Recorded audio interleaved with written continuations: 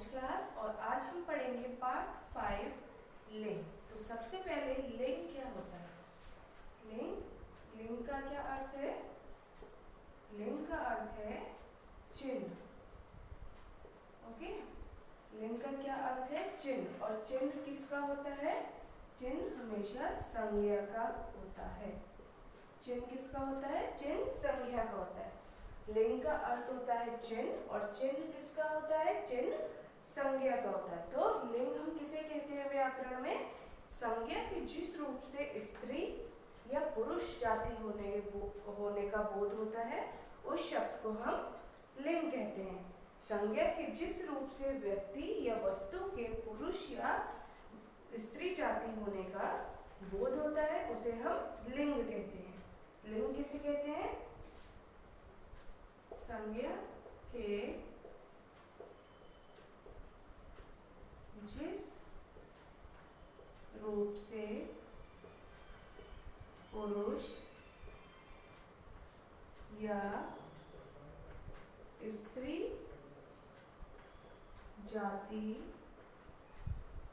के होने का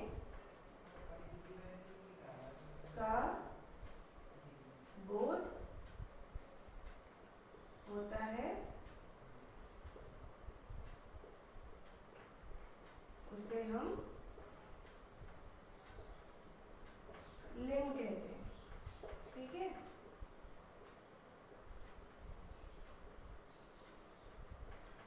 संज्ञा के जिस रूप से पुरुष या स्त्री जाति होने का बोध होता है उसे हम लिंग कहते हैं।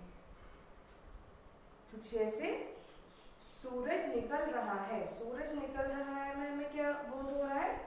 जैसे सूरज निकल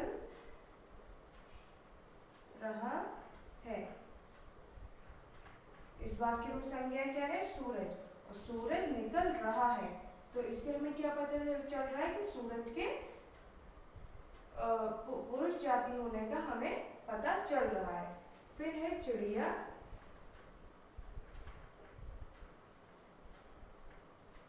चहचहा रही है, चिड़िया चहचहा रही है, इसमें क्या है? संज्ञा चिड़िया। और चिड़िया क्या कर रही है? चिड़िया चहचहा रही है। तो इससे हमें क्या पता चल रहा है? चिड़िया के स्त्री जाति होने का हमें पता चल रहा है। ठीक है, अब लिंग के भेद, लिंग के भेद पर हम आते हैं। लिंग के कितने भेद होते हैं?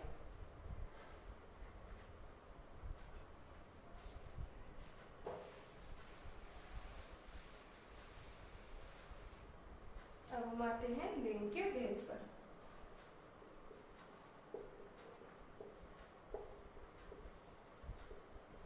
लिंग के दो भेद होते हैं, पुल्लिंग और स्त्रीलिंग।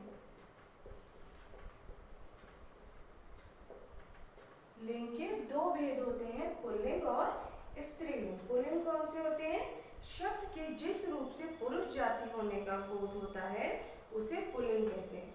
पुल्लिंग जैसे बालक,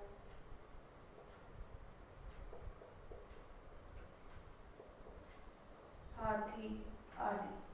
शब्द के जिस रूप से पुरुष जाति होने का बोध होता है उसे हम पुल्लिंग कहते हैं, जैसे बालक और हाथी। अब स्त्रीलिंग पे आते हैं। स्त्रीलिंग क्या होता है? शब्द के जिस रूप से स्त्री जाति होने का बोध होता है उसे हम स्त्रीलिंग कहते हैं। जैसे यह बालक हमारा पुल्लिंग है, अगर हम इसको स्त्रीलिंग में चेंज करेंगे तो ये हो जाएगा बालिका। बालिका किस क्या बोध करा रहा है कि ये स्त्रीलिंग है और बालक ये पुल्लिंग है। हाथी हथिनी। ठीक है, हाथी इसका पुल्लिंग रूप है और स्त्रीलिंग रूप है हथिनी। तो पुल्लिंग क्या होता है? जिस शब्दों से पुरुष जाति होने का बोध हो वो पुल्लिंग कहलाते हैं और जिन शब्दों से स्त्री जाति होने का बोध हो वो स्त्रीलिंग कहलाते हैं। अब आते हैं पुल्लिंग शब्दों की पहचान। पुल्लिंग शब्दों की पहचान हम कैसे करते हैं?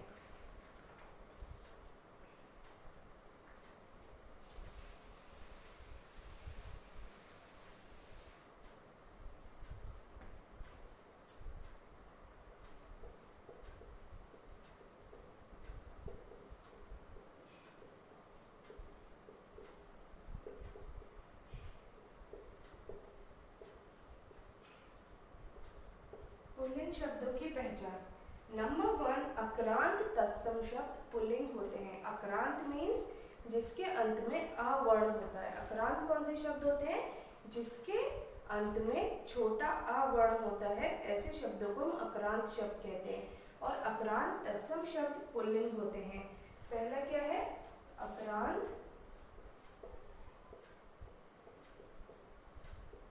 तत्सम शब्द पुल्लिंग होते हैं। ठीक है, जैसे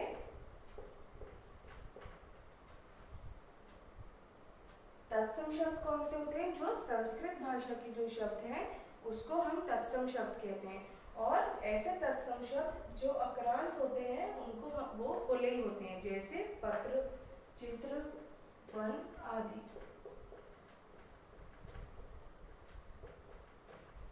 इन शब्दों में जो हमारा लास्ट वर्ड है उसके साथ कोई मात्रा नहीं लगी हुई है, इसका मतलब उसके साथ छोटे आ की मात्रा है। तो जिन वर्णों में, जिन शब्दों में लास्ट में छोटे आ की मात्रा होती है, ऐसे तत्सम शब्द पुल्लिंग होते हैं।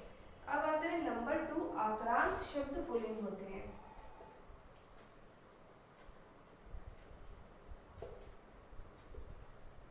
कौन से शब्द पुल्लिंग होते हैं? आक्रांत। आक्रांत मतलब जिसके अंत में बड़े आ की मात्रा आ रही है, जैसे लड़का, कपड़ा। इन शब्दों में अंत में क्या आ रही है? बड़े आ की मात्रा आ रही है। तो ऐसे जो शब्द होते हैं वो पुल्लिंग होते हैं। ठीक है, अब आते हैं नंबर 3, छोटे पक्षियों, कीड़ों आदि का या जिन जोड़ों में भेद करना कठिन है उन प्राणियों का लिंग निर्णय व्यवहार के आधार पर होता है। ठीक है, जो छोटे पक्षी होते हैं या कीड़े होते हैं या जिन जोड़ों में भेद करना कठिन है, जिसमें हम उसमें डिफरेंस नहीं समझ पाते हैं, उन प्राणियों का लिंग निर्णय व्यवहार के आधार पर होता है, जैसे खटमल, मेंढक, गीदड़, चीता, भेड़िया आदि। परंतु चिड़िया, कोयल, मैना, मोरनी आदि शब्द स्त्रीलिंग है। जिसका हमें कुछ पता नहीं चल पाता है उसको हम निर्णय व्यवहार के आधार पर उसके लिंग का चयन करते हैं। नंबर 4, अप्राणीवाचक संज्ञाओं का लिंग निर्णय रूप के आधार पर होता है। ऐसी जो अप्राणीवाचक संज्ञाएं होती हैं जिसमें प्राणी नहीं होता है, उसमें उसका लिंग भी निर्णय रूप के आधार पर होता है, जैसे अन्न। जो अन्न है जैसे चना, उड़द, गेहूं, बाजरा, अन्न हो गए। वृक्ष, मसाले, पर्वत, पदार्थ, दिन, धातु, ग्रह, इन सबका जो है, इन सबका लिंग हम किसके आधार पर करते हैं? निर्णय रूप के आधार पर। ठीक है, अब आता है नंबर 5, हिंदी की वे भाववाचक संज्ञाएं पुल्लिंग होती हैं जिनके अंत में आ, बड़ा आ, आओ, आवा, ना, पा अथवा पन पाया जाता है। ऐसी भाववाचक संज्ञाएं जो हमारे भावों को प्रकट करती हैं, उन संज्ञाओं को हम भाववाचक संज्ञाएं बोलते हैं। और जो जिन भाववाचक संज्ञाओं के अंत में बड़ा आ, आवा, ना, पा या पन आता है, इन संज्ञाओं को, ये संज्ञाएं पुल्लिंग होती हैं। ठीक है, जिन संज्ञाओं के अंत में, जिन भाववाचक संज्ञाओं के अंत में बड़ा आ, आओ, आवा, ना, पा, पन आता है, वो सारी संज्ञाएं पुल्लिंग होती हैं। जैसे बुढ़ापा,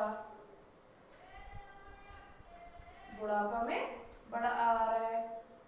बचाव, बचाव में आवा आ रहा है। ठीक है, बुलावा, बुलावा में आवा आ रहा है। बुढ़ापा, बुढ़ापा में पा आ रहा है। बचपन, बचपन में पन आ रहा है। ऐसे जो भाववाचक संज्ञाएं होती हैं वो पुल्लिंग शब्द कहलाते हैं। ठीक है, अब आते हैं स्त्रीलिंग शब्दों की पहचान। निम्नलिखित शब्द स्त्रीलिंग होते हैं। भाषाओं और लिपियों के नाम। भाषाओं और लिपियों के नाम हमेशा स्त्रीलिंग होते हैं। शरीर के कुछ अंग भी स्त्रीलिंग होते हैं, जैसे नाक, आँख, गर्दन, छाती। ये सारे शब्द क्या बोध कराते हैं? हमें स्त्री जाति होने का, स्त्रीलिंग होने का बोध कराते हैं। फिर आते हैं नंबर 3, ईकारांत शब्द। स्त्रीलिंग शब्द और कौन से होते हैं? ईकारांत शब्द। ठीक है, एक बार हम इसको देख लेते हैं।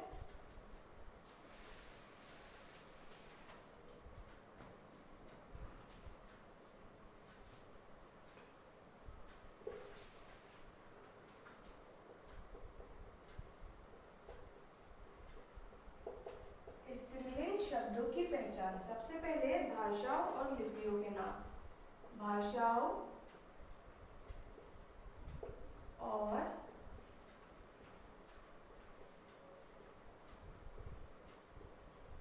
लिपियों के नाम। भाषा और लिपियों के नाम कैसे होते हैं? ये स्त्रीलिंग होते हैं। नंबर 2 है शरीर के कुछ अंग। शरीर के हमारे कुछ अंग भी स्त्रीलिंग होते हैं। नंबर 3 है ईकारांत शब्द। ईकारांत शब्द कौन से होते हैं? जिनके अंत में बड़ी ई की मात्रा आती है। ईकारांत शब्द होते हैं जिनके अंत में बड़ी ई की मात्रा आती है, जैसे मोरनी।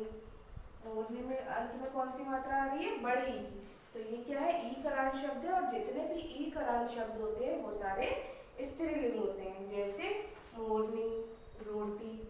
रोटी में क्या आ रहा है? अंत में बड़ी ई की मात्रा आ रही है, तो ये स्त्रीलिंग शब्द है। नंबर 4 है कुछ उकारांत शब्द। उकारांत शब्द कौन से होते हैं? जिसके अंत में बड़े ऊ की मात्रा आती है, ठीक है। तो कुछ उकारांत शब्द भी स्त्रीलिंग होते हैं, जैसे बालू, झाड़ू, लो आदि, ठीक है। कुछ उकारांत शब्द भी स्त्रीलिंग होते हैं। फिर आते हैं नदियों के नाम। नदियों के नाम जो होते हैं वो भी स्त्रीलिंग होते हैं।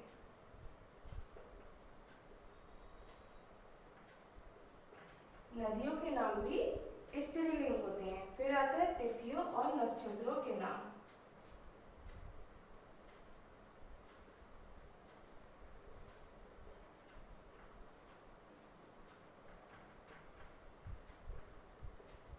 तिथियों और नक्षत्रों के नाम भी स्त्रीलिंग के अंदर आते हैं। तो स्त्रीलिंग शब्दों की पहचान हम कैसे करेंगे? सबसे पहले भाषाओं और लिपियों के नाम स्त्रीलिंग होते हैं। शरीर के कुछ अंग भी स्त्रीलिंग होते हैं, जैसे आँख, नाक आदि, ठीक है। नंबर 3 ईकारांत शब्द। जो ईकारांत शब्द होते हैं, जो बड़ी ई से बड़ी ई की मात्रा से जिनका अंत होता है, वो स्त्रीलिंग होते हैं, जैसे मोरनी, रोटी। फिर आते हैं कुछ उकारांत शब्द। उकारांत शब्द कौन से होते हैं? जो बड़े ऊ की मात्रा से जिनका अंत होता है, वो शब्द किसके अंदर आते हैं? स्त्रीलिंग शब्दों के अंदर। नंबर 5 नदियों के नाम। नदियों के नाम भी स्त्रीलिंग होते हैं, और तिथियों या नक्षत्रों के नाम भी स्त्रीलिंग के ही अंदर आते हैं, ठीक है। अब आता है वाक्य प्रयोग द्वारा लिंग निर्णय। वाक्य में प्रयोग किए जाने पर लिंग निर्णय मुख्य रूप से 3 विधियों द्वारा किया जाता है। वाक्य प्रयोग द्वारा लिंग निर्णय।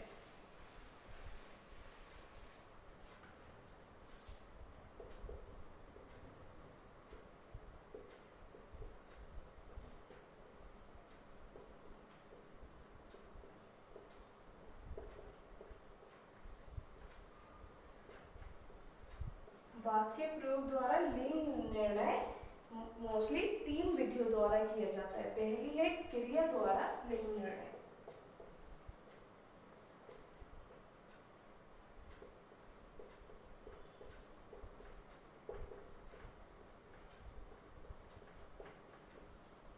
जब हम किसी पुल्लिंग या स्त्रीलिंग शब्द से लिंग वाक्य निर्माण करते हैं, तो क्रिया द्वारा भी हम उसका लिंग निर्णय कर सकते हैं। जैसे रमाकांत गाता है। रमाकांत पुरुष है, ये तो हमें पता है, लेकिन वो गाता है, तो गाता है उसमें क्या है? क्रिया है। जैसे रमाकांत गाता है, इस सेंटेंस में रमाकांत क्या है? संज्ञा, और गाता है क्या है? क्रिया है। तो यहाँ पे हमें क्रिया से भी पता चल रहा है कि ये पुरुष जाति को बोध करा रहा है। ये शब्द हमें पुरुष जाति का बोध करा रहा है, ये हमें क्रिया से भी पता लग जा रहा है। जैसे रमाकांत गाता है, सुगंधा गाती है, तो सुगंधा गाती है, तो गाती है जो शब्द है वो क्रिया है, और उसी से हम इसका लिंग निर्णय उससे भी हम कर सकते हैं। फिर दूसरा है विशेषण द्वारा लिंग निर्णय।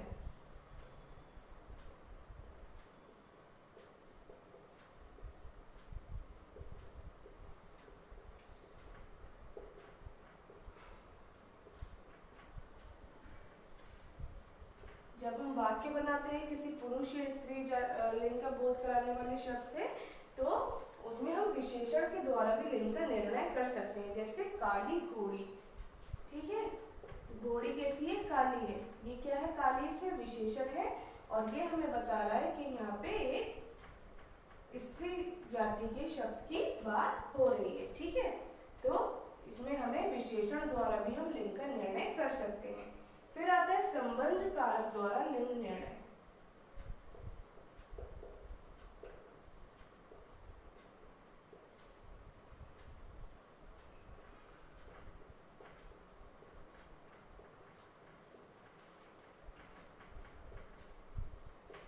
संबंध कारक द्वारा लिंग निर्णय। संबंध कारक शब्द होते हैं जैसे का, की, ऐसे शब्द। तो वह मोहन की बहन है,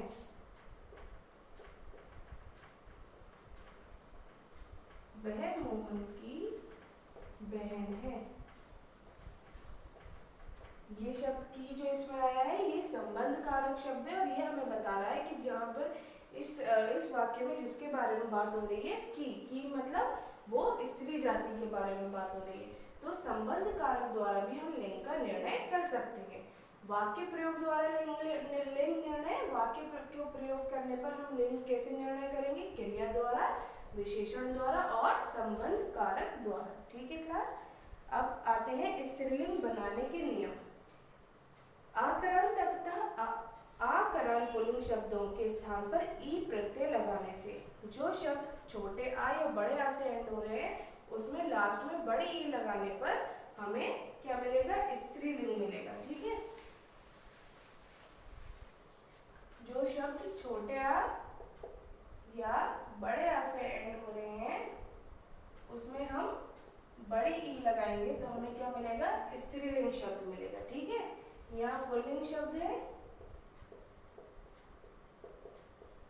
यहाँ स्त्रीलिंग शब्द है। पुल्लिंग शब्द जो छोटे आ या बड़े आ की मात्रा से एंड हो रहे हैं उसमें बड़ी ई की मात्रा लगाने पर हमें स्त्रीलिंग शब्द मिलता है। वैसे ही बड़े आ के स्थान पर इया लगाने से भी हमें स्त्रीलिंग मिलता है। जैसे बेटा का बिटिया, बेटा क्या है? पुल्लिंग शब्द और इसमें हमने इया लगा दिया एंड में तो ये बन गया स्त्रीलिंग शब्द बेटा का बिटिया, ठीक है। फिर है नेक्स्ट अप को इका करके, अप को इका करके। जैसे बालक, बालक को बालिका कर देंगे हम,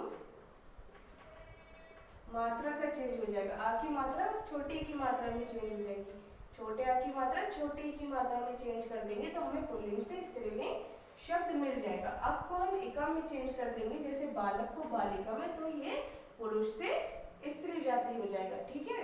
फिर है नेक्स्ट आ को आ में बदलकर, छोटे आ को बड़े आ में बदलकर भी हम पुल्लिंग से उसको स्त्रीलिंग में चेंज कर सकते हैं। जैसे बाल और बाला, बाल किससे एंड हो रहा है? छोटे आ से एंड हो रहा है, उसको हम बाला में चेंज कर देंगे। जब बड़े आ से एंड होगा तो ये स्त्रीलिंग बन जाएगा।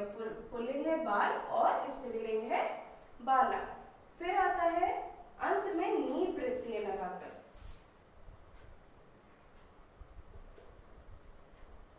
किसी भी शब्द के अंत में नी प्रत्यय लगाकर हम उसको स्त्रीलिंग में चेंज कर सकते हैं। जैसे चोर, चोरनी,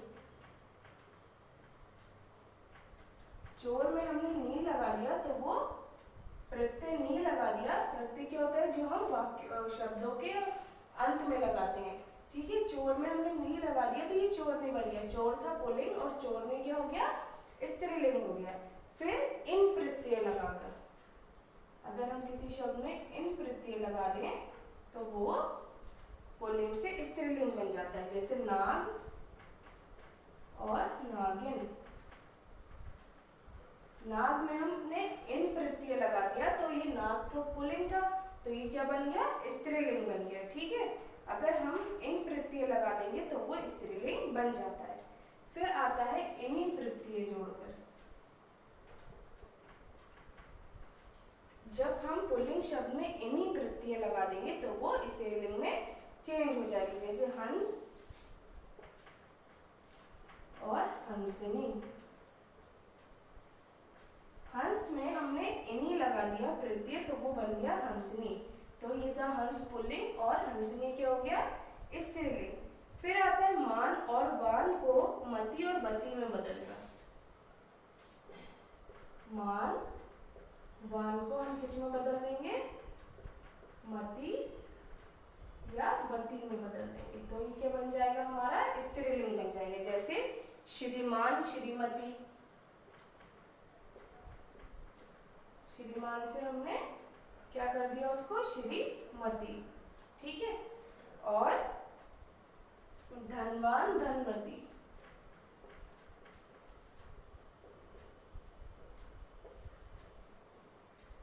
मान को हमने मति में चेंज कर दिया और वान को हमने वती में चेंज कर दिया। तो श्रीमान से श्रीमती हो गया, ये पुरुष शब्द था, ये स्त्री शब्द हो गया। धनवान से धनवती हो गया, पुल्लिंग था, ये स्त्रीलिंग हो गया, ठीक है। नेक्स्ट है आनी प्रत्यय जोड़कर। अगर हम उसके अंदर आनी प्रत्यय लगा देंगे,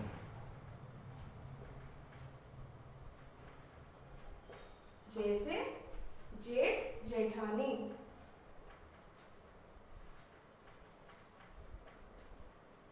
जेठ शब्द में हमने आनी प्रत्यय लगा दिया तो वो स्त्रीलिंग बन गया। जेठ हो गया पुल्लिंग और जेठानी हो गया स्त्रीलिंग। फिर ता को त्री में बदलकर, ता को जब हम त्री में चेंज कर देंगे तो ये पुल्लिंग से स्त्रीलिंग बन जाएगी, जैसे नेता नेत्री। ता को हमने त्री में चेंज कर दिया तो ये पुल्लिंग से स्त्रीलिंग बन गया। नेक्स्ट इज आइन प्रत्यय लगाकर। अगर हम आइन प्रत्यय लगा देंगे,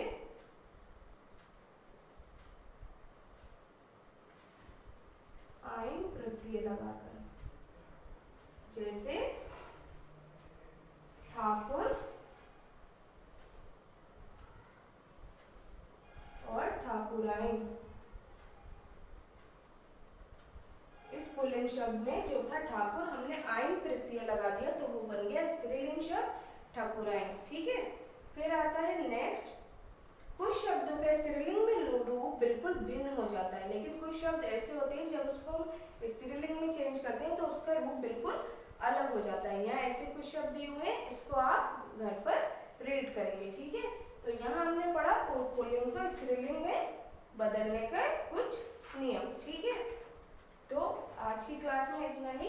अब आपको घर पर ये सारे पुल्लिंग और स्त्रीलिंग शब्द अपनी कॉपी में लिखने हैं और इसको लर्न करना है, ओके क्लास। सो ये था हमारा पार्ट 5 लिंग। Thank you.